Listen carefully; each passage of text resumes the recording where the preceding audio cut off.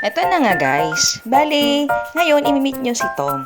Yung pinaka-favorite na sana pet na meron ako. Kaso wala, hindi pwede. Na-meet ko siya nung pagpunta namin sa Ilagan Sanctuary. So, Tom ang name niya. Pero, guess what? Girl siya.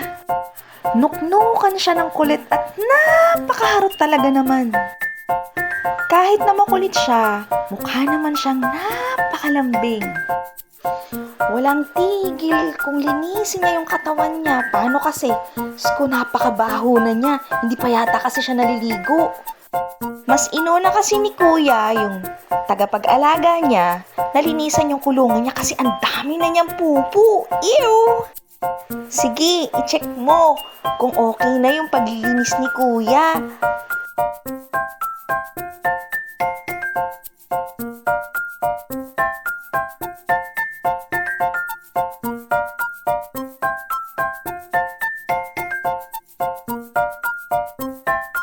Parang okay na, satisfied na siya.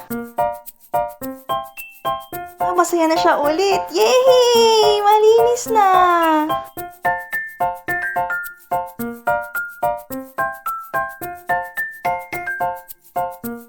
Kaya lang, time na namin umalis. Kaya ayan, gusto niyang sumama sa akin. Ay naku, kung alam mo lang, pwede lang sana iuuwi na kita. Promise!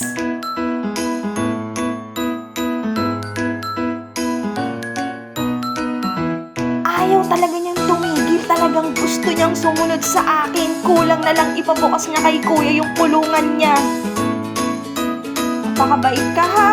Huwag kang magiging pasaway. See you again soon!